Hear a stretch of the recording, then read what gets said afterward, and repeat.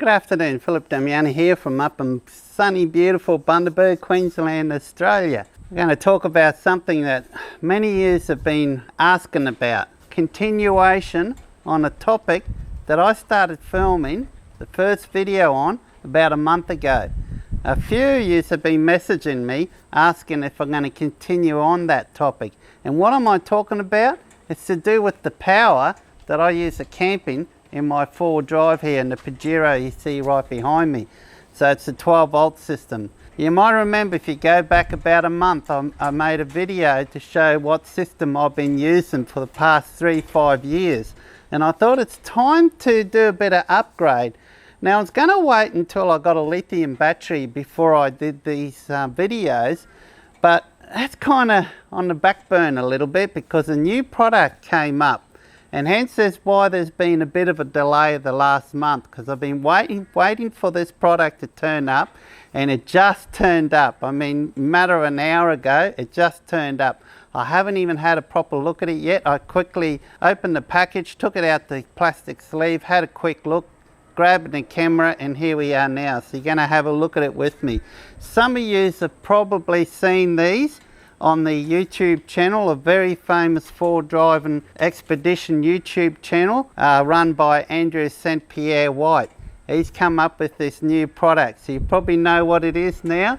So it's called a DC hub, and I'm really excited to have got one of these. Now I bought this myself, guys, so this is not given to me, and here she is in all its beauty. What advantage is this going to give me in my 12 volt system?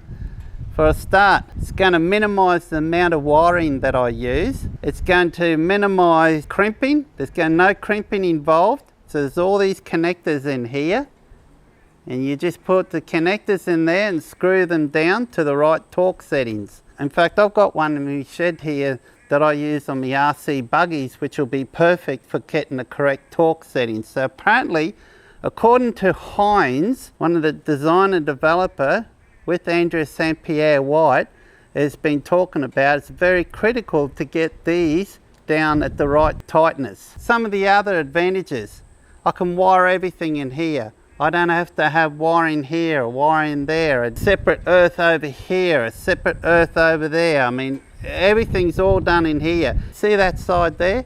I can install my twin ARB compressor in this. This will handle up to 80 amps. Well, actually it'll handle more, but they've set it up so you can put a maximum 80 amps. So all you do is put an 80 amp fuse in here, and if any of these fuses blow, these little red lights will come on. So it's brilliant. It's going to be easy for fault finding.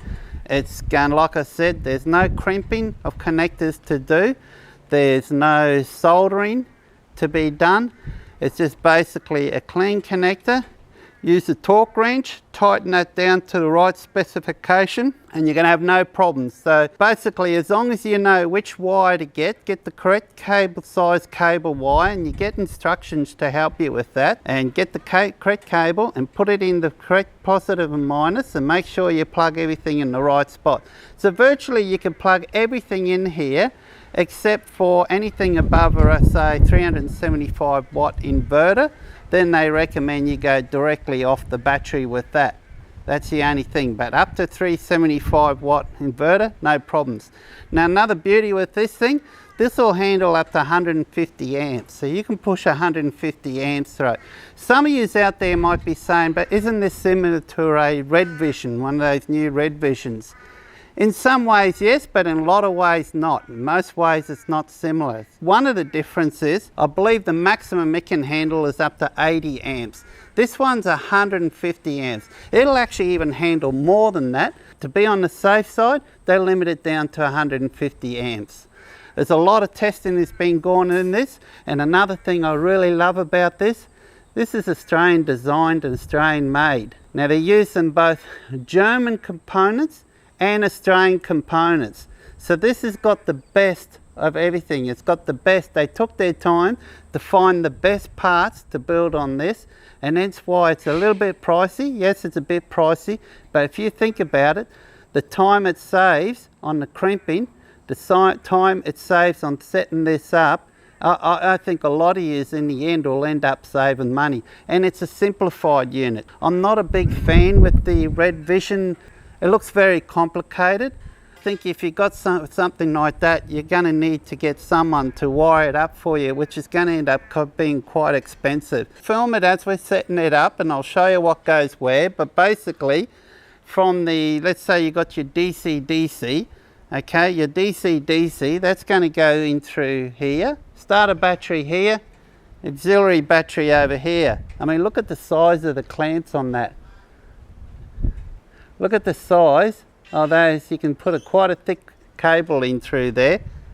So you've got no problems on getting the right cable in this. There's an additional product you can use. You can purchase this just alone as it is, or they made this cool box here, as you can see. Now it's all wrapped in plastics. It's got a nice stainless steel finish, you can see there. It's got a nice clear through top on it, but it's covered in some sort of plastic to remove it. So virtually there's 6 screws. I'll undo these 6 screws, and then that board just mounts into here. And that's very easy. That won't be any problems for me. Being an old computer tech, where I've built a lot of custom computers over the years, I'm actually used to working with PC boards like so and how to mount them in here. So this is going to be great. I can find a nice spot. I've got an idea on the spot where I'm going to locate this, but I'll bring that up on the next video, the 3rd video on this series of setting up my new 12-volt system, which eventually will end up with the lithium battery. There will be a lithium battery going this eventually. When, I'm not too sure. I have not decided which lithium battery I'm going to go for yet. I've got a few in mind, probably 4 actually. I've got 4 I'm looking at. This AGM battery is performing flawlessly at the moment. I've got no problems with it. So while it's performing flawlessly, we're going to stick with it. When it starts playing up a bit and I've got no choice, then we'll go and get a lithium. So many benefits of the lithium, and I'm going to show you all that. That's all going to continue on in the video as well, particularly with my, I've got my high voltage solar panel blanket here. So that's going to be perfect with the lithium battery, because that will just put in as much energy as it wants right into it. Because as you're aware with the AGM, when they get up to about, I'm not too sure if it's 80-90%, could even be less than that, it goes into an absorbent charge mode, which slows right down. It basically drops the amps down and just trickle charges it very slowly. But with the lithium, it's got full energy going right until it's 100%. So it's a much quicker system for charging. It's very fast. So, but we'll talk about all those benefits when I look into the lithium later on into the series. But for now, probably the next video that I'm going to film will be on wiring, where I'm going to put everything. Where will I mount this? I'm still thinking. I've got a pretty good idea where. And that's the beauty about this too. I mean, I've seen a lot of videos and I've seen a lot of photos of people with their nice big 4 drives with the canopy at the back. And they basically got half the canopy taken off with just these panels. Your red arc here, your other thing, your gauges and all this and that. And I'm thinking, yeah, that looks great. I mean, I'd love that too, yeah. But guys, we're minimising what we can carry. So if we can simplify it, guys, all I'm going to basically take a space up on the panel is just that. Everything's just screwed right into that. That's all. And I don't have a lot of room in this vehicle. I was dreading the day when I had to change the setup. And the beauty is now I've only got one item I got to install. I don't have to. I mean, yes, sure, I've got your DC-DC charger and your solar regulator. I mean, they got to be mounted as well. But I don't have to have a separate, like, big negative bar to all the negatives go into, because all the negatives go into that. I'm still going to be using my battery monitor, my Enerdrive ePro Plus battery monitor. They're a brilliant battery monitor, extremely accurate. It's made camping life so much more relaxing, because just a quick glance, you always see what your battery capacity is at. And that's compatible with lithium. So when I bought all these stuff, even though it was 3-4 years ago, I made sure everything was compatible with lithium, because I knew lithium eventually was going to come down in price.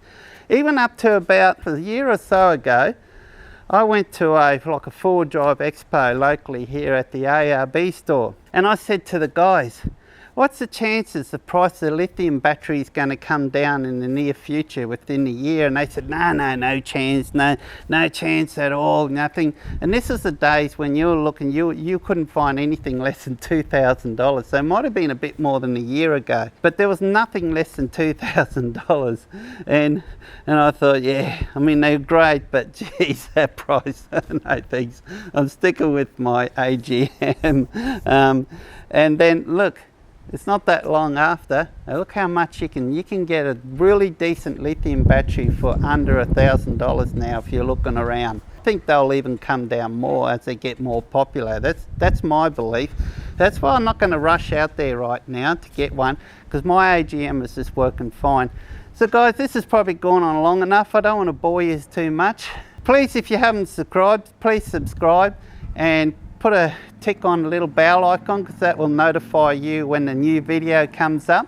I know guys, there's been quite a bit of paid promotion videos of late, so basically it's my job now. I'm getting paid to do that now. So, and the products I love, I think the products are beautiful, so don't worry, those reviews, the reviews that I'm putting up are still going to be honest. If I see an issue somewhere there, I will talk about it, so don't worry about that. And I'll let Drifter Stockton know about it as well, so they can improve it for additional products for the next batch that's coming in.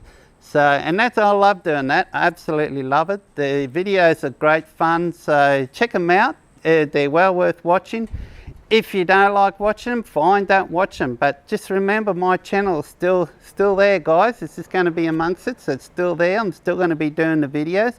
Haven't been much of late because I've been waiting for some gear to arrive, and I've been pretty busy of late as well.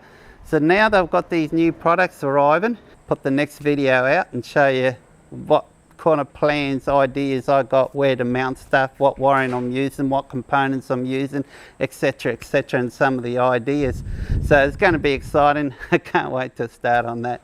So guys, thanks for tuning in, thanks for watching. Look after yourself, be kind to everyone, and go out there camping, enjoy yourself. Cheers.